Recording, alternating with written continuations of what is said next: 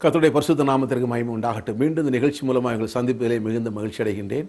அநேகர் இந்த நிகழ்ச்சியை தொடர்ந்து பார்த்து கொண்டிருக்கிறீர்கள், பரவசப்பட்டு கொண்டிருக்கிறீர்கள். அநேகர் எனக்கு வாழ்த்து தெரிவித்துக் கொண்டிருக்கிறீர்கள். நான் அந்த நீதிமானுடைய ஆசீர்வாதத்தை குறித்து பேசிக் கொண்டிருக்கின்ற பொழுது என்னை பற்றி விசுவாசத்தினால் என்று பேசிக் கொண்டிருக்கிறேன். ஒரு இடத்துல கேள்வி கேட்டீர்கள், இயேசுவை பற்றி விசுவாசம்னா என்ன என்றதான ஒரு கேள்வி. அருமையான தேவனுடைய ஜனமே, ஒன்றும் பெரிய சிம்பிளாக கிடையாது. எத்தனை பேர் இயேசுகிட்ட வந்தாங்க, அவரை நம்பி வந்தான், குருட வந்தான், ஆண்டவரே எனக்கு இறங்குன்னு சொன்னான். அவனுடைய வெளிப்பாடு தப்பாக இருந்துச்சு. இயேசுவே தாவீதின் குமாரனே எனக்கு இறங்கும். இயேசு தாவீதின் குமாரன் அல்ல, தேவனுடைய குமாரன். அவர் நம்பினான், இயேசுகிட்ட வந்தால் கிடைக்கும் நம்பினான்.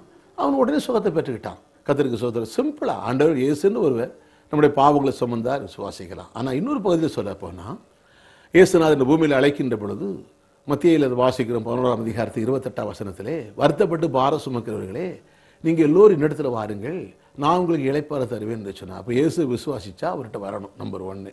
2வது, என் நுகத்தை ஏற்றுக்கொண்டு என்னிடத்தில் கற்றுக்கொள்ளுங்கள். அதுதான் அடுத்தால. இயேசுகிட்ட வந்த பிறகு ஒரு நுகம், ஆனால் அவருடைய உபதேசம், அவருடைய வார்த்தை, அதை ஏற்றுக்கொண்டு என்னிடத்தில் கற்றுக்கொள்ளுங்கள் என்று சொன்னார். அப்போது இயேசு விசுவாசிப்பது என்றால் முதலாவது சிம்பிள் ஃபெய்த். இயேசுன்னு ஒருவர் என் பாவங்களுக்காக மரித்தார், அவரை நோக்கி நான் கூப்பிட்டா அவர் என்னை சுகமாக்குகிறார், என்னை விடுவிக்கிறாருங்கிறது அடிப்படை சாதாரண விசுவாசம். இதுக்கு ஒன்றும் தெரிய வேண்டியதில்லை. இது பெரிய கல்வியோ அறிவோ ஒன்றும் தேவையில்லை. இயேசுன்ற ஒருவர் வானத்தையும் பூமியும் உண்டாக்குனவர். இன்றைக்கு இந்த செய்தி மூலம் நான் கேட்கிறேன், அவர் எங்கு நிறைந்திருக்கிறார், இந்த இடத்துல இருக்கிறார். இந்த டிவிக்கு முன்னால் நான் டிவி கேட்டுக்கிட்டு இருக்கும்போது என் பக்கத்தில் இருக்கிறார். இப்போ நான் அவரை இயேசுவே என்ன சுகமாக்கும் அப்படின்னு சொல்லி கேட்டீங்கன்னா உங்களுக்கு இலவசமாக சுகத்தை கொடுக்குறார். இது ஒரு பகுதி. அடுத்த பகுதி என்ன சொல்றாரு, இந்த பூமியில நிரந்தர நல்வாழ்வடைய, விருத்தி அடைய, முன்னேற்றம் அடைய அவர் சொல்ல அடுத்த பகுதி, என் நுகத்தை ஏற்றுக்கொண்டு என்னிடத்துல கற்றுக்கொள்ளுங்க. அதான் அடுத்த. அப்போ விசுவாசம்னா என்ன? முதல்ல இயேசு விசுவாசிப்பது, 2வது அவருடைய வார்த்தையை ஏற்றுக்கொண்டு அவரிடத்துல கற்றுக்கொள்வது. எத்தனை விசுவாசிக்கிறீங்க? அப்படி நுகம், அப்போ அவருடைய நுகம் என்ன? அது லெகுவானது. கர்த்தருக்கு ஸ்தோத்திரம். என் இயேசுவை சொன்னார், என் நுகம் லெகுவானது, என் சுமை எளிதானது. கஷ்டமான உபதேசம் இல்லை, லெகுவானது, சிம்பிள். கர்த்தருக்கு ஸ்தோத்திரம். அதனால தான் பவுல்கிட்ட அப்போஸ்தலர் நடவடிக்கை 26:18 ஒரு சொந்த ஜனத்திலிருந்து அந்நிய ஜனத்தை ஒன்று விடுதலை ஆக்கி ஒரு காரியம் சொல்லி, என்னை பற்றும் விசுவாசத்தினால அவர்கள் பாவ மன்னிப்பையும், என்னை பற்றி விசுவாசத்தினால இருளை விட்டு ஒளி, சாத்தான அதிகாரத்தை விட்டு தேவனுக்கு வரும். இதை பற்றி பேசுறாரு. அப்போ பரிசுத்தவான சுதந்திரம். அப்போ பழைய ஏற்பாட்டில் சுதந்திரம் வேணுமா, ஐஸ்வர்யம் வரணும்னா அதுக்கு ஒரு பிரமாணம் இருக்குது, அதுக்கு தசமமாக கொடுக்கணும், அப்போ தான் ஆசீர்வாதம். ஆனால் புதிய ஏற்பாட்டில் அப்படி கிடையாது. அருமையானவர்களே, நீ என்ன கொடுக்குறங்கிறது இல்லை, இயேசு விசுவாசித்தா ஓசியில் வருது. ரொம்ப லகுவான காரியங்க. அதான் 2 Corinthians 8:9 வாசிக்கிறோம், நம்முடைய கர்த்தராகிய இயேசு கிறிஸ்துவின் கிருபையை அறிந்திருக்கிறீர்களே. நான் ஏதோ பழைய ஏற்பாட்டில் நியாயப்பிரமாணத்தின்படி கொடுத்து தான் ஆஸ்வதிக்கப்பட்டேன், அது கிருபைன்னு எப்படி சொல்ல முடியும்? நான் கிரியை செஞ்சு தான் பெற்றுக்கிட்டேன்னா அது கிருபைன்னு எப்படி சொல்ல முடியும்? நம்முடைய கர்த்தராகிய இயேசு கிறிஸ்துவின் கிருபையை அறிந்திருக்கிறீர்களே, அவர் ஐஸ்வர்யம் உள்ளவராக இருந்தும் உங்களை ஐஸ்வர்யனாக்கும்படி உங்கள் நிமித்தம் தரித்திரரானாரே. அப்படியானால் இயேசுவை விசுவாசித்து அவருடைய வார்த்தையை ஏற்றுக்கொண்டு அவரிடத்துல கற்றுக்கொள்ள ஆரம்பிக்கும் போது உங்க வாழ்க்கையில தரித்திரம் மாறும். விசுவாசிக்கிறீங்களா? ஏன்னா அதுக்கு பேர் கிருபை. இப்போ என் வாழ்க்கையில் நான் ஏதோ கொடுத்தனால ஆஸ்வதிக்கப்படலை. அடுத்த வேளை சாப்பாட்டுக்கு இல்லாமல் தான் வந்தேன், ஒன்றும் இல்லாமல் தான் இருந்தேன். கர்த்தருடைய வார்த்தையை விளங்குனேன், அவரோடு விசுவாசித்தேன், தொடர்ந்து அவரோட உறவை ஏற்படுத்தி கொண்டேன், தொடர்ந்து அவரோட அந்த வேத வசனங்களை படித்து, இயேசுடைய வார்த்தைகளை படித்து தியானித்து, பரிசுத்தாவின் உதவியை கொண்டு வேத வசனத்தின் விளக்கங்களை கற்றுக்கொள்ள கர்த்தர் புதிய திட்டங்களை கொடுக்கிறார். ஐஸ்வர்ய சம்பாதிக்க ஞானத்தை கொடுக்கிறார், திறமையை கொடுக்கிறார், ஆற்றலை கொடுக்கிறார், போதுமானதுக்கு மிக அதிகமாக கொடுக்கிறார். அப்படி அப்போ அறியாத காலத்தில் பாடுகள் தான், நெருக்கம் தான், கண்ணீர் தான், கவலை தான், பிரச்சனை தான். அது அறியாமையினாலே. அப்போ அறியும் பொழுது அதில் இடமில்லை. அருமையானவர்களே, வெளிச்சம் இருக்கிற இடத்துல இருளுக்கு இடமே அது. இயேசு இருக்கிற இடத்துல தரித்திரத்துக்கு இடமே அது. இயேசுவும் தரித்திரம் ஒன்னா இருக்குன்னு நினைக்கிறீங்களா? இருளும் வெளிச்சம் ஒன்னா இருக்குன்னு நினைக்கிறீங்களா? கர்த்தருக்கு ஸ்தோத்திரம். நீங்கள் உலகத்தில் வெளிச்சமா இருக்கிறீர்கள். இயேசு நமக்குள்ள இருந்தால் வெளிச்சமாக இருக்கிறோம். இயேசு என்ற வெளிச்சம் நம்ம மூலமா பிரகாசிக்குது. கர்த்தருக்கு ஸ்தோத்திரம். ஆகையினால அருமையான ஜனமே, தேவனுடைய பிள்ளைகளே, ஆகையினால விசுவாசம் என்பது ஒன்றுமில்லை, முதலாவது இயேசுவை சிம்பிளா விசுவாசிக்கிறது. கர்த்தருக்கு ஸ்தோத்திரம். இங்கே இருக்கிறார், உங்க அருகில் இருக்கிறார். நான் உன்னை விட்டு விலகிறதில்லை, கைவிடுவதில்லை. அவர் நேற்றும் இன்றும் என்றும் மாறாதவர்.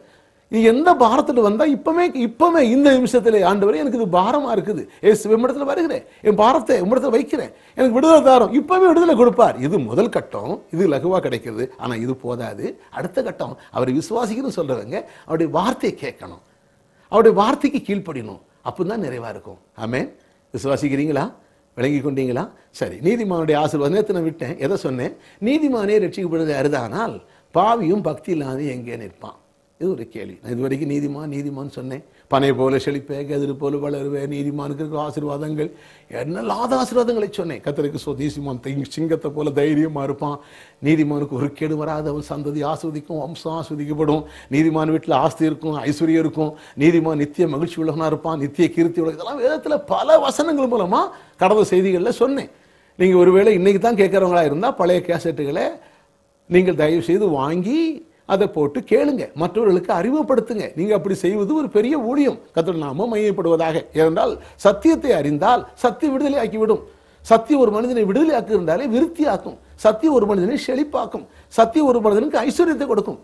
சத்தியம் ஒரு மனிதனுடைய குறைவை நிறைவாக்கும். எத்தனை விசுவாசிக்கிறீங்க? சரி, பேதுரு சொன்னாரே, அந்த வசனத்தை சொல்லுவோம். 1 பேதுரு 4ஆம் அதிகாரத்தில் அதை வாசித்தோம். என்ன சொல்லுகிறான்? நீதிமானே ரட்சிக்கப்படுவது அரிதானால் பக்தி இல்லாதவரும் பாவி எங்கே நிற்பான்? இதுவரைக்கும் நீதிமானுக்கு ஆசீர்வாதம் சொன்னேன். இது கொஞ்சம் முரண்பாடாக இருக்குது. நீதிமானே ரட்சிக்கப்படுவது அரிது. இது ஒருத்தர் என்கிட்ட கேட்க ஆரம்பித்தார். அப்போ அந்த வசனம் விளங்கலைன்னா நான் மேலிருந்து படிக்கணும். அப்போ என்ன சொன்னேன் பாருங்க. ஒருவன் 4ஆம் அதிகாரம் 16ஆம் வசனம், ஒருவன் கிறிஸ்தவனாக இருப்பதனால் பாடுபட்டால் வெட்கப்படாமல் இருந்து அதன் நிமித்தம் தேவனை மகிமைப்படுத்த கடவுள். நான் கிறிஸ்தவனாக இருக்கிறேன், இயேசுடைய வார்த்தை இருக்கிறேன். மற்றவங்களாம் என்னை பற்றி கோலமாக பேசுகிறாங்க. என்னையா ஏசுங்கிறாரு, தூக்கியா கொடுத்தாரு? முதல்ல தெரியல. நான் வெட்கப்படாமல் தேவனை மையப்படுத்துவேன். என்ன மையப்படுத்த? ஆம், என் தேவன் தூக்கி கொடுப்பார், என் தேவன் குறைவை நிறைவாக்குவார், என் தேவன் தான் ஐஸ்வர்யத்தில் என் குறைவெல்லாம் நிறைவாக்குவார், என்னை வாழா இல்லாமல் தலையாக்குவார், என்னை கீழால மேலாக்குவார், நான் நிச்சயமாக ஆஸ்வதிக்கப்பட்டிருப்பேன்.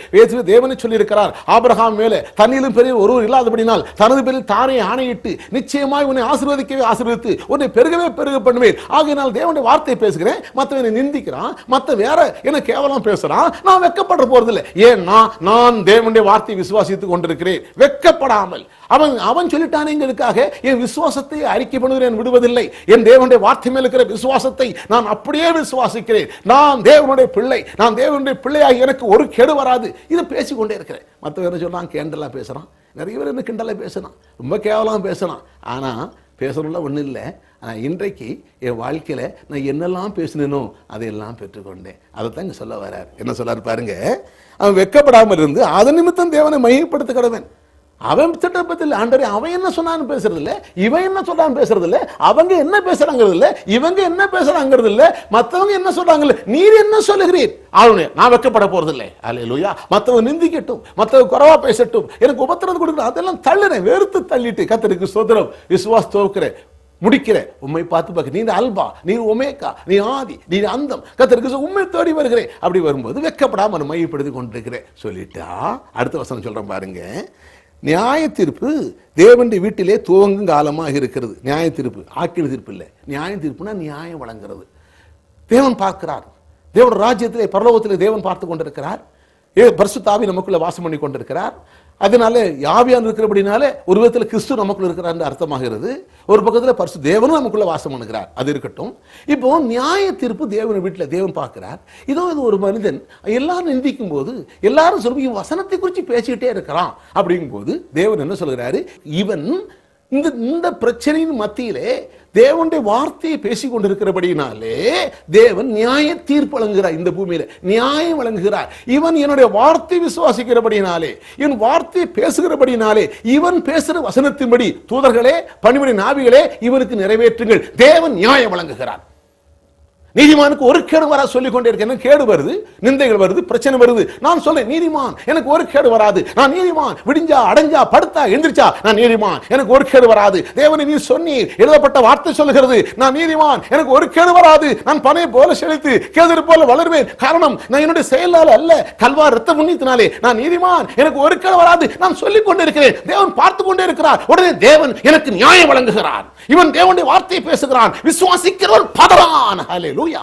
தேவனுடைய வார்த்தை விசுவாசிக்கும் போது பதற வேண்டிய அவசியம் இல்லை. இது கிடைக்கலையே, எனக்கு நான் கிடைக்க அவமானப்பட்டு போறேன் இல்ல. தேவன் இந்த பூமியிலே நான் தேவனுடைய வார்த்தை நிற்கின்ற பொழுது, அதுல உறுதியா நிற்கின்ற பொழுது, தேவன் தன்னுடைய வீட்டில் நியாயத்தில் நான் தேவனுடைய வீடாக இருக்கிறேன், நான் தேவனுடைய நகரமாக இருக்கிறேன், நான் தேவனுடைய பிள்ளையா இருக்கிறேன். தேவன் எனக்கு நியாயம் வழங்குகிறார். நீ சொன்னபடி, நீ விசுவாசித்தபடி, நீ பேசினபடி உனக்கு நான் நியாயம் வழங்குகிறேன்.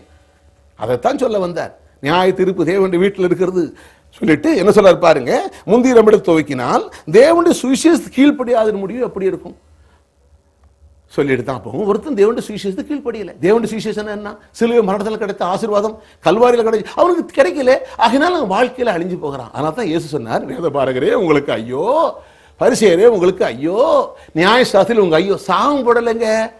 இயேசுனார் யாரையும் சபிக்கிறது இல்லைங்க, ஒருவரையும் தண்டிக்க. ஐயோன்னா என்ன? ஐயோன்னா ஐயோ அழிய போறியே, என் சுவிசேஷத்தை கேட்கலையே, தேவன் அந்த ஈவாக வெகுமதியாக என்ன அனுப்பி இருந்தும் ஒருவரும் கெட்டு போக கூடாதுங்கிறதுக்காக பிதாவாகி தேவன் என்ற பூமிக்கு வந்து முழு உலகத்தின் பாவத்தை சுமந்திருக்க நாம் வந்திருந்தோம். என்னுடைய சுவிசேஷத்தை ஏற்றுக்கொள்ளாம நீ வேதத்தை படிச்சுக்கிட்டு இதுக்கு இப்படி ஒரு விளக்கம், அதுக்கு அப்படி ஒரு விளக்கம், சுமப்பதுக்கு அரிதான சுமைகளை சுமத்திக்கிட்டு நீங்க சுண்டு வரல கூட ஆட்டாம அப்படி இருக்கிறபடினாலே, அறியாம இதை போதிக்கிறதுனாலே, என்னை பத்தி உங்களுக்கு அறிவில்லாதபடினாலே ஐயோ உங்களுக்கு ஆபத்து வருகிறதே, உங்களை அறியாமை பயன்படுத்தி பிசாசு உங்களை அழிக்க போகிறானே, உங்களுக்கு கஷ்டம் வருகிறேன்னு சொல்கிறார். அவ்வளவுதான். அவர் சாகம் படல, ஐயோன்னு சாகம் படலைங்க. என் தேவன் ஒருவரையும் ஒருபோதும் சபிச்சதில்லை. எத்தனை விசுவாசிக்கிறீங்க? ஒரு முறை இயேசுடைய சிசுகள் கேட்டாங்க, நம்முடைய வார்த்தையை கேட்கல, போய் எலியா சாகம் சபிச்சிடலாமா? உடனே ஆண்டவர் பாராட்டல. ஒரு என்ன அதட்டினார், விளங்கல. ஏன்னா இந்த சீசர்களுக்கு அப்போ எல்லாருமே வளர்ச்சி கிடையாது. அருமையானவர்களை சபிக்கிற புத்தி. கர்த்தருக்கு ஸ்தோத்திரம். அதான் பவுல் கூட ஒரு இடத்துல பேசினான், சத்தியம் பேசிக்கிட்டே இருக்கிறாரு, உடனடியாக ஒருத்தன் கேட்க மாட்டேங்கிறான். உடனே எல்லா கேடு நிறைந்தவனே, நீதிக்கெல்லாம் பகஞ்சனே, கர்த்தருடைய வார்த்தையை புரட்டுவதில் ஓய மாட்டாயா, உனக்கு கூட போ அப்படின்ட்டார். ஏன்னா மனுஷன் தான் ஒரு லிமிட்டுக்கு மேல உடனே அவனை அந்த அளவுக்கு இல்லை, உடனே சாகம் போட்டுருவான். ஆனால் இயேசுனார் அப்படி கிடையாது. என்னென்னமோ திட்டி பார்த்தாங்க, பேய் பிடிச்சோன்னு சொல்லி பார்த்தாங்க, என்னென்னமோ செஞ்சு பார்த்தாங்க, பைத்தியக்கார சொன்னா, ஆனால் யாரையும் சபிக்கல. அவர் தான் தேவன். எத்தனை விசுவாசிக்கிறீங்க? கிறிஸ்துவின் அன்பின் அகலம் நீளம் ஆழம் உயரம் என்னதென்று அறிவு கட்டாத அன்பு. அதெல்லாம் பின்னால பார்க்க போறோம். கிறிஸ்துவின் அன்பின் அகலம் நீளம் ஆழம் உயரம் அறிவு கட்டாத அன்புங்க. உங்களுடைய சொந்த செயலும் ஆண்டுடைய அன்பை மாத்துறது இல்லைங்க. உங்களுடைய எந்த கிரியையும் ஆண்டு அன்பு, உங்களுடைய எந்த அக்கிரமமும் உங்களுடைய ஆசீர்வாதத்தை தடுக்கிறது இல்லை. நீ பண்ற அக்கிரமம் தடுக்குது. ஆனா ஆண்டுகிட்ட வந்தா எவ்வளவு பெரிய பாவி வந்தாலும், எவ்வளவு பெரிய துரோகி வந்தாலும் இலவசமா இயேசு மன்னிக்கிறார். அவர் நன்றி கற்றவர்களுக்கு துரோகிக்கு நன்மை செய்கிறார். அப்படி நான் நீதிமானை ரட்சிக்கப்படுறாரு தானே. என்னன்னா இயேசு ஏத்துக்கிட்டா அப்ப நீதிமான். நான் சொன்னேன், நீ இந்த நீதி என்கிறது ரத்த புண்ணியத்தினால கிடைச்சது, உங்க ஜபத்தினாலேயோ பிரதிஷ்டினாலேயோ உபவாசத்தினாலே கிடைக்கல. இப்ப நீதிமானா இருக்கிற நீங்க ரட்சிக்கப்பட்டாருன்னா விளங்கல. ரட்சிப்புன்னா என்ன? பாவத்தில் ரட்சிக்கப்பட்டோம், கர்த்தருக்கு ஸ்தோத்திரம். ஆனா அநேகர் வியாதி வந்தோடனே கர்த்தர் நடத்துக்கிறார் அப்படிங்கிறாங்க. ஏதாவது கை உடஞ்சி போச்சுன்னா கர்த்தர் கையை உடைச்சிட்டா இருக்கிறான். அப்போ சத்தியம் தெரியல, பிசாசு கையை உடைச்சிட்டான், கர்த்தர் உடைச்சிட்டாருங்கிறாங்க. அப்போ அதனால கர்த்தர் உடைச்சிட்டான்னு சொன்னதுனால அது சுகத்தை பெறதில்லை. வாழ்க்கையில அநேக நீதிமான்கள் இயேசு ஏற்றுக்கொண்ட தேவனுடைய பிள்ளைகள் ரட்சிப்புல சுகம் இருக்கிறது, செல்வம் இருக்கிறது, செழிப்பு இருக்கிறது, ஐஸ்வர்யம் இருக்கிறது, நல்வாழ்வு இருக்குங்கிறது தெரியாம அந்த ரட்சிப்பு அடையல. ஆகையினால இன்றைக்கும் தேவனுடைய பிள்ளைகள் குறைவிலையும் தரித்திரத்திலேயும் இல்லாமலேயும் இருந்துகிட்டு இருக்கிற காரணம், நீதிமானே ரட்சிக்கப்படுத்த அரிதா இருக்கு. ஏன்னா விளங்கல. என் ஜனங்கள் அவர் ரட்சிக்கப்பட்டவர்கள், அவர்கள் ஞானஸ்தானம் எடுத்தவர்கள், அவர்கள் உடன்படிக்கைக்குள்ளவர்கள், ஆசீர்வாதம் அவருக்குரியது, சுகம் அவர்களுக்குரியது, செல்வம் அவருக்குரியது. ஆனாலும் அவர்கள் விளங்காதபடினாலே அவர் ரட்சிக்கப்படுத்த அரிதாக இருக்கிறது. ஆகவே ஒரு கூட்டம் அப்படியானால் அருமையானவர்களே, நீங்கள் ரட்சிக்கப்பட்டிருக்கலாம், ஞானஸ்தானம் எடுத்திருக்கலாம், பரிசுத்த அபிஷேகம் பெற்றிருக்கலாம். அப்படி இருந்த போதிலும் சத்தியத்தை விளங்கவில்லை என்றால் உங்க வாழ்க்கை ரட்சிப்பு கிடைக்கிறது இல்லை. எந்த ரட்சிப்பு? அந்த ரட்சிப்பு கிடைக்கிறது இல்லை. சுகத்துக்கு சுகம் என்ற ரட்சிப்பு கிடைக்கிறது இல்லை. என்னங்க, ஒரே சமயம் ஒரு பெண் வந்து பெரும்பாடு ஸ்திரீ வந்து அவரை தொடுகிறாள், தொட்டவுடனே சுகமாகுது. பாருங்க, அவர் தொட்டா, அவர் ரட்சிக்கப்படலை, சும்மா இயேசு தொட்டா ரட்சிக்கப்பட்ட சுகம். உடனே இயேசு நிரும்பி, என்ன தொட்டது யார்? எங்க எல்லாருமே தொட்டுக்கிட்டு இருக்கிறாங்க, உண்மை தொட்டதே இல்லைங்க, ஒரு பெண்ணு வித்தியாசமா தொட்டா, என்னிலிருந்து வல்லமை போச்சு. உடனே அவன் நடுங்குறான், நீ செத்த. ஏன்னா அவள் பெரும்பாடுள்ள ஸ்திரீ, ஆம்பளை மத்தியில் வரக்கூடாது, வந்தா தீட்டு, வேதத்தின்படி அவள் கல்லெறிஞ்சு கொல்லப்படணும், அவ்வளவுதான். ஏன்னா இவள் வேதத்தை மீறினாள். இவள் இயேசு மேல கொண்டு விசுவாசத்தினால வேதத்தை பார்க்கல, நியாயப்பிரமாணத்தை பார்க்கல, சட்டத்திட்டங்களை பார்க்கல, இயேசுவை விசுவாசிக்கும் போய் தள்ளிட்டா. இன்னைக்கு அநேகம் என்ன பண்றாங்க, பாரம்பரியத்தை பிடிச்சிட்டு ஆண்டுட்டு வர மாட்டேங்கிறாங்க. அதனால இயேசு சொன்னார் 10:15 சொல்றாரு, உங்கள் பாரம்பரியத்தினாலே தேவனுடைய வசனத்தை ஆவமாக்குறீர்களே. சில பாரம்பரியத்தை பிடிச்சிட்டதால தேவன் கிரியை செய்ய முடியல. எங்க பாரம்பரியம், எங்க தலைவர், எங்க பாஸ்டர், எங்க தலைவர், அவர் எப்படி சொன்னார், இவர் எப்படி சொன்னார். அவர் அருமையான தேவனுடைய ஜனமே, ஒவ்வொரு காலகட்டத்தில் ஒவ்வொரு மனிதரை கர்த்தர் எழுப்பியிருக்கலாம். இன்றைக்கு வேத வசனத்தில் வெளிச்சம் வந்த போது பாரம்பரியத்தை விட்டுடுங்க, கர்த்தருடைய வார்த்தையை பிடிச்சு கொள்ளுங்க. நீங்க கர்த்தருடைய வார்த்தையை பிடிக்காம பாரம்பரியத்தை பிடிச்சீங்கன்னா கர்த்தருடைய வார்த்தை வேலை செய்யாது, அவமாய் போய்விடும், அது செயலற்றதாய் போய்விடும். இதனை விசுவாசிக்கிறீங்க? அப்ப நீதிமானே ரட்சிக்கப்படுது அருதானா? இப்ப நீதிமான். இப்ப அந்த பெண்ணு பாருங்க, அவள் வேதத்தை மீறுகிறாள், தொட்டவனுக்கு என்ன தொட்டது யார்? எல்லாருமே தொடறான் இல்ல. இப்ப நினைச்சா நடுங்கிட்டு வரா, ஐயோ நடுங்குகிறா, என்ன நான் பெரும்பாடு சரியாச்சே, நான் ஆம்பளை மத்தியில் வந்துடக்கூடாதே, நான் தொட்டா ஐயோ என்ன கல்லெறிஞ்சு கொல்லுவாங்களே, அவன் நடுங்கி கொண்டு வர்றா. வந்துட்டு ஆண்டவரே நான் தான் தொட்டேன். கர்த்தருக்கு ஸ்தோத்திரம். என்ன சொன்னா தெரியுமா? மகளே திடன்கள், தைரியமா இரு, உன் விசுவாசம் உன்னை ரட்சித்தது, நீ சமாதானத்தோட போ. ஆக்கினைக்குள்ள ஆக்கல, நீ தொட்டே வேதத்தின்படி மீறிட்ட, வேற வசனத்தின்படி வாழல, நீ என்ன தொட்டது தப்பு, அவ வேதத்தின்படி நீ செஞ்சது தப்பு அப்படின்னு ஒரு செய்யல. எத்தனை விசுவாசிக்கிறீங்க? ஏசுநாதர் நியாயப்பிரமாணத்தை நிறைவேற்ற வந்தேன்னு சொன்னார்னா இந்த விதத்துல இல்ல, அவர் சொன்னது வேற விதம். கர்த்தருக்கு பின்னாலே அதை குறித்து நான் விளக்கமா சொல்லித்தரேன். கர்த்தருக்கு ஸ்தோத்திரம். நியாயப்பிரமாணத்தின் முடிவாக இருக்கிறார். அந்த நியாயப்பிரமாண சட்டத்திட்டம் நம்மளை கட்டுப்படுத்துறது இல்லை. நாம் கிறிஸ்து என்ற வேறொரு சொந்தம், அதை குறித்து பின்னாலே விவரமாக பார்ப்போம். இங்க நீதிமான் இயேசு ரத்தத்தால கழுவப்பட்டவன், ரட்சிக்கப்பட்டவன், உடன்படிக்கைகள் இருக்கிறவன், இவனுக்கு பிசாசு மேல அதிகாரம் இருக்குது. இவனுக்கு விளங்காதனால பிசாசு வாழ்க்கையில கொண்டு வந்த பிரச்சனையிலிருந்து ரட்சிக்கப்படுவது சத்தியம் தெரியாம இருக்கிறதால அவனுக்கு அரிதாக இருக்கிறது. அரிதாக இருக்கிறபடினாலே, விளங்காதனாலே, அப்போ நீதிமானே ரட்சிக்கப்படுதலே, இவன் எல்லாம் இவனுக்குரியது, ஆசீர்வாதம் எல்லாம் இவனுக்குரியது, எல்லா நல்வாழ்வும் கிறிஸ்துவினாலே சிலுவையில செய்து முடித்திருக்கிறார். இது தெரியாதனால எப்படி பிள்ளை சரியில்லைன்னா எப்படி சரி பண்ணணும்னு தெரியல, புருஷன் சரியில்லைன்னா எப்படி சரி பண்ணணும்னு தெரியல, மனைவி சரியில்லைன்னா அதை எப்படி சரி பண்ணணும்னு தெரியல, எதிரிகள் நம்ம பிரச்சனை பண்ணணும் எப்படி சரி பண்ணணும்னு தெரியல, பொருளாதாரத்தில் எப்படி முன்னேறணுங்கிறது தெரியல. இதெல்லாம் ரட்சிப்பு. கர்த்தருக்கு ஸ்தோத்திரம். விசுவாசிக்கிறீங்களா? அது விளங்காம போய் ரட்சிக்கப்பட்ட இவரே சத்தியத்தை அறிஞ்சு விளங்கலன்னா பாவியும் பக்தியிலான எங்க போய் நிற்பான்? அவன் பாவி. ஆகையினால இன்னும் பாவத்தில் இருக்கிறவே, பாவம் ஒரு மனுஷனை அழிச்சுக்கிட்டே இருக்குது. பாவம் ஒரு மனுஷனை சீரழிக்குன்னு எல்லாருக்கும் தெரியும். சில சொல்றாங்க இவர் பாவத்தை குறிச்சே பேசலையே, ஏங்க இது தெரியணுமா? ஓதாமல் ஒரு நாள் இருக்க வேண்டாம், ஒருவரையும் பொல்லாங்கு சொல்ல வேண்டாம், அதான் ஸ்கூல்லே படிச்சு கொடுத்துட்டாங்களே. பாவம் செய்யக்கூடாதுன்னு நாம் பிரசங்கம் பண்ணியா சொல்லணும்? இது உங்களுக்கு தெரியாதா? உலகத்துல எல்லாருக்குமே தெரியுமே. தேவனாரியான ஒரு மனுஷன் போய் கேளுங்க, திருடக்கூடாது, கொலை செய்யக்கூடாது, கொள்ளையடிக்கூடாது தெரியுமே. இதுக்கு ஒரு பிரசங்கம் இல்ல. இயேசு விசுவாசிப்பதனால என்ன உண்டு? இயேசு கிறிஸ்து விசுவாசிப்பதனால எப்படி இலவசமாய் பாவ மன்னிப்பு, எப்படி பாவம் இல்லாம பரிசுத்தம் வாழக்கூடிய ஆற்றல் கிடைக்கிறது, எப்படி ஐஸ்வர்யம் சம்பாதிக்கிற பலன் கிடைக்கிறது, எப்படி நீதிமான் ஆக்கப்படுவது, அந்த நீதிமான் என்பது இலவசம். நீதிமானா இருக்கிற நீங்கள் எப்படி ரட்சிக்கப்படுவது என்பதை அறிவிக்க முடியாத இந்த சுவிசேஷத்தை பேசிட்டு இருக்கிறேன். எத்தனை விசுவாசிக்கிறீங்க? சரி, அது ஒரு சொல்றாரு. இவர் எப்பவும் செழிப்பை பத்தியே பேசுறாரு, பாவத்தை குறிச்சே பேசலையே. பாவத்தை குறிச்சே பேசுனா பாவ சிந்தை வரும். கர்த்தருக்கு ஸ்தோத்திரம். நான் நீதிமான் சில சொன்னீங்கன்னா கர்த்தருக்கு ஸ்தோத்திரம். சரி, ஒரு வசனத்தை நான் வாசிக்கிறேன். இங்க பாருங்க, 1 பேதுரு 4ஆம் அதிகாரத்தில் அதான் வாசிக்கிறோம். அப்படியானால் நீதிமானே ரட்சிக்கப்பட்டது அரிதானால் அந்த விதத்தில் தான். அப்போ நீதிமான்ங்கிறது நம்ம நீதிமான் சத்தியத்தை விளங்கலைன்னா ரட்சிக்கப்படுறது. சில வியாதியிலே செத்து போயிட்டாங்க. அதான் பிலிப்பியர் வசனம் வாசிக்கும் போது பிலிப்பியர் 2ஆம் அதிகாரத்தில் இப்படி சொல்லுகிறார். நான் வீணாக 14ஆம் வசனம் 2:14 நான் வீணாக ஓடினதும் பிரயாசப்பட்டதும் இல்லைங்கிற மகிழ்ச்சி கிறிஸ்துவின் நாளிலே எனக்கு உண்டாயிருப்பதற்கு சீய வசனத்தை பிடித்து கொண்டு உலகத்திலே சுடர்களை போல பிரகாசிக்கிற நீங்கள், சீய வசனத்தை பிடிச்சுக்கிட்டு வாழ்க்கையில சுடர்களை போல பிரகாசிக்கணும். ஓ, இந்த மனுஷனை பார், வசனத்தை பிடிச்சிட்டாயா, நேற்று வரைக்கும் ஒண்ணு இல்லாம இருந்தான், கர்த்தருடைய வார்த்தையை படிச்சான், ஆனாலும் பெரிய ஆள் ஆயிட்டான், கர்த்தருடைய வார்த்தையை நம்பினான், அவன் பிரகாசம் ஆயிட்டான், அவன் குடும்பத்துல பிரகாசம், வாழ்க்கையில பிரகாசம், தொழில பிரகாசம், எல்லாத்திலையும் பிரகாசையா, என்ன சந்தோஷம், என்ன மகிழ்ச்சி. அதாங்க என் வாழ்க்கை. அதனால அங்கே யார்ட்டையும் கை நீட்டுறது இல்லை. கர்த்தருக்கு சொல்லி யாரையும் தாங்குன்னு சொல்றது இல்லை. இந்த ஊழியத்தை தாங்குறது ஏன் தாங்கணும்? தர்மவல்லமுள்ள தேவன் ஏன் தாங்கும் போது வனாந்தரத்துல 30 லட்சம் ஜனங்களுக்கு டண்டனா மன்னா போட்டாருங்க. அந்த தேவன் அவங்க இவ்வளவு வேலைக்காரங்கள், நான் பிள்ளை, எனக்குள்ள உங்களுக்குள்ள வாசம் பண்ணி கொண்டிருக்கிறார். 30 லட்சம் ஜனங்களுக்கு 40 ஆண்டுகள் டண்டனா மன்னா போட்டார். தெரியுமா உங்களுக்கு? என்ன என்ன என்னங்கிறான். சில ஜனங்க இறைச்சி கேட்ட போது ஒரு நாள்ல 2 நாள்ல மாத கணக்கா இறைச்சியை போட்டார். அந்த தேவன் நேற்றும் இன்றும் என்றும் மாறாதவர் இருக்கிறார். இஸ்ரவேல் முழு இஸ்ரவேல் மக்களின் தாங்கின ஆண்டவர். ஹல்லேலூயா. இயேசு ரத்தத்தாலே கழுவப்பட்டவன், உடன்படிக்கைக்கு வந்தவன், நீதிமான், ரத்த புனிதன், நீதிமான், பரிசுத்தமான், குற்றமற்றவன், கண்டிக்கப்படாதவன், தேவனுடைய பிள்ளை என்ற உறவிலே அந்தஸ்தில் தேவரே எனக்குள்ள வாசம் பண்ணிட்டு இருக்கும் போது நான் அதை யாரையும் விட்டு இல்லை கேட்டா என்ன பிரதர் ஊழியது தாங்கிறது இல்லை. பிச்சைக்காரனா தான் வந்தேன், அடுத்த சாப்பாடுகளை தான் வந்தேன், சத்தியத்தை விளங்கிட்டேன், சத்தியத்தை விடுதலை ஆக்கியிருக்கிறார். என் தேவன் என்னை தாங்குகிறார், என்னும் தாங்குவார். ஆகையினால தான் கர்த்தருக்கு நாங்கள் யார்கிட்டையும் என்னை தாங்குங்க, எங்க ஊழியத்தை கொஞ்சம் தாங்குங்க, நீங்க கொஞ்சம் கொடுங்க. எங்க அப்பா எங்களுக்கு கொடுக்குற எத்தனை விசுவாசிக்கிறீங்க? நம்புறீங்களா? சரி, கர்த்தருக்கு ஸ்தோத்திரம். இன்னும் வெளியே திறவை பார்ப்போம். என்னுடைய தேவன் எப்படிப்பட்டவர், எப்படி கொடுக்கிறவர், ஏராளமாக்குறவர், தாராளமாக்குறவர். என் பாத்திரம் எப்படி வருதான்? நிரம்பி வழிகிறதான். என் பாத்திரம் நிரம்பி வழிகிறதான். கர்த்தருடைய நாமம் மகிமைப்படுவதாக. போ இந்த கோணலும் மாறுபாடுமான சந்ததி. இப்போ கோணல்னா என்ன?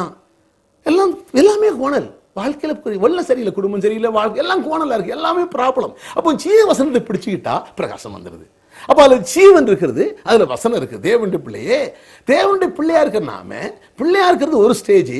அதுக்கப்புறம் தேவனுடைய வார்த்தையை விளங்கி கொண்ட ஜீவனும் அதுல வல்லம் இருக்குது.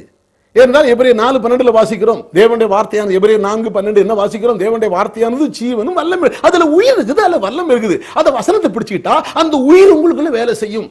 அந்த உயிர் உங்களுக்குள்ள ஒரு வேலையை உருவாக்கி கொண்டே இருக்கும். கர்த்தருக்கு ஸ்தோத்திரம். இந்த வார்த்தையை நீங்க விசுவாசித்து தொடர்ந்து இந்த இதயத்தில் வச்சு நீங்க பேசிட்டு படுத்துட்டீங்கன்னா நீங்க தூங்கிடலாம், ஆனா வார்த்தை தூங்காது. நீங்க உங்க பாடல தூங்கிட்டே இருப்பீங்க, இந்த வார்த்தை உங்களுக்குள்ள வேலை செய்து கொண்டே இருக்கும். ஏன்னா ஆண்டவர் சொன்னார், என்னுடைய வார்த்தை வெறுமையா திரும்பாது, அதை அனுப்புகிறோம். ஆகினா தான் நான் வேதத்திலிருந்து ஜீவனுள்ள வார்த்தையை அனுப்பிக்கிட்டு இருக்கிறேன். வாழ்வு தரக்கூடிய வார்த்தையை, சுகம் தரக்கூடிய வார்த்தையை, விருத்தி தரக்கூடிய வார்த்தையை அனுப்பிக்கிட்டு இருக்கிறேன். அதை செலக்ட் பண்ணி வேதத்தில் எங்கெல்லாம் சாபம் இருக்குது அதை பேசுறது இல்லை. அதான் கேட்கிறேன், என்ன பிரதர் நீங்க ஒன் சைடே பேசுறீங்களே, அது சாபம் பைபிள் இருக்குது, அதை பேசக்கூடாதா? அதுதான் நீங்க இருக்கிறீங்களே, நான் ஏன் பேசணும்? எத்தனை இருக்கிறீங்க? அதை நான் பேச வேண்டியதில்லை. அருமையான தேவனுடைய ஜனமே, ஆசீர்வாதத்தை பேசுறோம். விளங்கலைன்னா ஒரு வசனம் சொல்லித்தரேன், நாளைக்கு தான் இன்னும் விவரமா பார்ப்போம். என்ன சொல்றாரு பாருங்க. என் வீட்டில் பாருங்க, என் வீட்டில் இதனுடைய வீட்டில் ஃப்ரிட்ஜில் பார்த்தீங்கன்னா ஆப்பிள் இருக்குது, அன்னாச்சி இருக்குது, எல்லா பழங்களும் இருக்குது, எல்லாம் இருக்குது. அது நல்ல சாப்பாடு இருக்குது, ஆகாரம் இருக்குது, பிஸ்கட்டு பழம் எல்லாம் இருக்குது. அதே வீட்டில் என்ன இருக்குது? ஆசிட் இருக்குது, மூட்டைப்பூச்சி மருந்து இருக்குது. அப்போ வீட்டில் தான் இருக்குது. வீட்டில் என்னெல்லாம் இருக்குது? ஆப்பிள், அன்னாச்சி, சாப்பாடு எல்லாமே இருக்குது. அதே வீட்டில் மூட்டைப்பூச்சி மருந்து இருக்குது, ஆசிட் இருக்குது. ஒரு வீட்டில் இருக்கிற பிள்ளை என்ன சாப்பிடணும்? அது வீட்டில் தானே இருக்குது. ஆனால் நான் ஒரு நாள் ஆப்பிள் சாப்பிடுவேன், ஒரு நாளைக்கு அன்னாச்சி சாப்பிடுவேன், ஒரு நாளைக்கு வாழைப்பழம் சாப்பிடுவேன். இது ஆசிட் இருக்குது, அதையும் சாப்பிடணுமா? இல்லைங்க. வேதத்தில் எல்லாம் தான் இருக்குது. எல்லாத்தையும் சோதிச்சு பார்த்து நல்லதை பேசணும். இல்லைங்க 30 வருஷம் ஆப்பிளை சாப்பிட்டு 30 வருஷம் அன்னாச்சி சாப்பிட்டு ஒரே ஒரு நாள் ஆசிடை சாப்பிட்டா, அப்ப ஏங்க வீட்டில் வச்சுக்கிறாரு? ஆசிட் வச்சு உனக்கா வச்சுக்கிறாரு? ஆசிட் உங்களுக்கு வைக்கலங்க. 30 வருஷம் ஆப்பிள் அன்னாச்சி சாப்பிட்டு ஒரே நாள் தான் ஆசிட் குடிச்சோம். இந்த 30 வருஷம் சாப்பிட்டு அன்னாச்சி ஆப்பிள் எங்கே, அன்னாச்சி எங்கே? அந்த பலமெல்லாம் போயிடுச்சு, செத்து போறான். காரணம் என்ன? அருமையானவர்களே, அப்போ வேதத்துல ஆசீர்வாதமும் இருக்குது, சாபமும் இருக்குது. எதை எடுக்கணும்? ஆசீர்வாதத்தையே எடுத்துக்கோங்க. அதான் ஆண்டவரே சொன்னார், நான் சொல்ல, அவரே சொன்னார், ஆசீர்வாதத்தையே தெரிஞ்சுக்கோ. எத்தனை விசுவாசிக்கிறீங்க? அப்ப ஏன் ஆசிட் வச்சிருக்குது? ஆசிட் இருப்பது கக்கு சொல்றதுக்கு, உங்களுக்கு இல்லை, பிள்ளை சாப்பிடுறதுக்கு இல்லை. அதே விலங்கலை, இதையும் கொஞ்சம் சாப்பிடணும், அதையும் கொஞ்சம் குடிக்கணும். இது கிடையாது. அருமையான தேவனுடைய ஜனமே, கர்த்தருக்கு ஸ்தோத்திரம். தேவனுடைய வார்த்தையை விளங்கிக் கொள்ளுங்க, தேவனுடைய வார்த்தையை விசுவாசிங்க, நல்லவை எடுத்துக்கொள்ளுங்க. கர்த்தருடைய நாமம் ஸ்தோத்திரம், கர்த்தருடைய நாமம். அப்போ தேவனுடைய இந்த கோடலான வாழ்க்கையிலே, மாறுபாடான மக்கள் மத்தியிலே சத்தியத்தை விட்டு மாறுபட்டதுனாலே வாழ்க்கையில விருத்தி இல்லை, ஆசீர்வாதம் இல்லை, முன்னேற்றம் இல்லை. இப்போ உங்களுக்கு சத்தியத்தை அறிவிக்கிறேன். ஆகையினாலே இந்த சத்தியம் சரியா தவறா என்பதை உங்களுக்கு அபிஷேகத்தை கேளுங்க, ஆவியானவரை கேளுங்க. இந்த மனுஷன் பேசுவது சரியா தப்பா? ஆவியானவர் எனக்கு போதியும். கர்த்தருக்கு ஸ்தோத்திரம். உடனே என்ன பின்பற்ற சொல்ல, நாங்கள் எங்களை பிரசங்கிக்கல, இயேசுவே கிறிஸ்து என்றும் எங்களை உங்கள் வேலைக்காரன் பிரசங்கிக்கிறோம். நாங்கள் ரெவரண்ட் பிரசங்கம் பண்ணல, உங்க சர்வெண்ட் என்று பேசிக் கொண்டிருக்கிறோம். கர்த்தர் நாம மையப்படுவதாக. நாளைய சந்திப்போம். கர்த்தருக்கு ஸ்தோத்திரம். ஒரு சின்ன பண்ணுவோம். இயேசு என்ன ஆண்டவர்? சொல்லுங்க, இயேசு என்ன ஆண்டவர்? நான் நீதிமான், நான் நீதிமான், ரட்சிக்கப்படுவேன். ஒவ்வொரு பிரச்சனையிலும் ரட்சிக்கப்படுவேன். வியாதியிலிருந்தும், பிரச்சனையிலிருந்தும், குடும்ப குழப்பத்திலிருந்தும், நெருக்கத்திலிருந்தும் இயேசுவின் நாமத்திலே ரட்சிப்பு எனக்குரியது.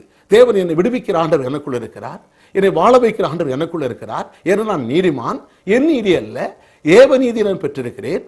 என் சுயநீதி அல்ல, கிறிஸ்துவின் அந்த நீதியை பெற்றிருக்கிறேன். நான் நீதிமான், நான் செழித்திருப்பேன், நான் நன்றாயிருப்பேன், நான் விருத்தி அடைவேன். ஆமென். ஹல்லேலூயா, ஹல்லேலூயா. நாளைக்கு பாருங்கள், சந்தேகம் இருந்தால் என்னோடு பேசுங்கள். நான் ஒரு சின்ன ஜெபம் மட்டும். பரலோக பிதாவே, இயேசுவின் நாமத்தில் நன்றியோடு துதிக்கிறோம். உடைய வார்த்தையை உன் மக்களுக்கு கற்றுக் கொடுக்கிறேன். இவர்களுடைய பிள்ளைகளா இருக்கிறார்களே, இவர்கள் நீதிமன்களா இருக்கிறார்களே. 2000 ஆண்டுகளுக்கு முன்பாக கல்வாரி சிலுவையிலே நீ செய்து முடித்த தியாகத்தினாலே இவர்கள் ஆண்டவரே பாவங்களுக்குண்டான பரிகாரத்தை செய்து முடித்தீர், சாபங்களை தீர்த்தீர். ஆகையினாலே இவர்கள் நீதிமான்கள். உம்மை விசுவாசித்தால் அந்த 2000 ஆண்டுகளுக்கு முன்பாக சம்பாதித்த அந்த நீதி இலவசமாக கிடைக்கிறது. இவர்கள் நீதிமான்கள், இவர்கள் பரிசுத்தவான்கள், இவர்கள் குற்றமற்றவர்கள், இவர்கள் ஆஸ்வதிக்கப்படும். ஆகையினாலே தகப்பனின் சத்தியத்தை விளங்கி ஒருவர் கூட ஒரு பகுதியில் கூட எனக்கு ரட்சிப்பு இல்லையே, எனக்கு இந்த கஷ்டம் இருக்குது என்று அறியாதபடி எல்லா பகுதியும் விளங்கி எல்லா விதத்தில் ரட்சிக்கப்படட்டும். குடும்ப வாழ்க்கையில் இருக்கிற ஆண்டவருடைய குடும்ப வாழ்க்கையில் ஒரு ரட்சிப்பு, அனுதினமும் ரட்சிப்பு அடையட்டும். பிள்ளைகள் மத்தியிலே ரட்சிப்பு. இந்த பூமியிலே எந்த விதமான பாவ போராட்டத்திலும், எந்த விதமான சுவாபத்திலும், ஆண்டவரே தேவனுக்கு பிரியமில்லாத எல்லா காரியத்திலும் அவருடைய ஆவிக்குரிய பிரகாரமாக, சரீர பிரகாரமாக எல்லா நிலையிலும் ரட்சிக்கப்படத்தக்கதாக செய்வீராக. பரிசுத்த ஆவியானவரே, என் வார்த்தை கேட்ட மக்களுடைய கண்களை திறப்பீராக. இந்த வசனத்தில் சத்தியத்தை காணக்கூடிய கண்கள் உண்டாவதாக, உணரக்கூடிய இருதயம் உண்டாவதாக, புரியக்கூடிய ஆற்றல் நீர் உதவி செய்வீராக. இயேசுவின் நாமத்தில் ஜெபிக்கிறேன். எல்லா இருளும் விலகுவதாக, எல்லா அந்தகாரங்களும் இயேசுவின் நாமத்தில் விலகுவதாக ஆசீர்வதிக்கிறேன். நன்றி பிதாவே, நன்றி. நீர் அப்படி செய்கிறபடியா நன்றி. நன்றி. நீ இவரோடு இருக்கிறீர் என்பதை உணரட்டும், இவரோடு வாழ்கிறீர் என்பதை உணரட்டும். நன்றி, நன்றி, நன்றி ஆண்டவரே. Thank you Lord. இயேசுவின் நாமத்தில் பிதாவே, ஆமென். அருமையானவர்களே, மற்றவர்களை அறிமுகப்படுத்துங்கள். சந்தேகம் கேளுங்கள். நாளைய தினம் இதே நேரத்தில் சந்திப்போம். கர்த்தர் உங்களை ஆசீர்வதிப்பார்.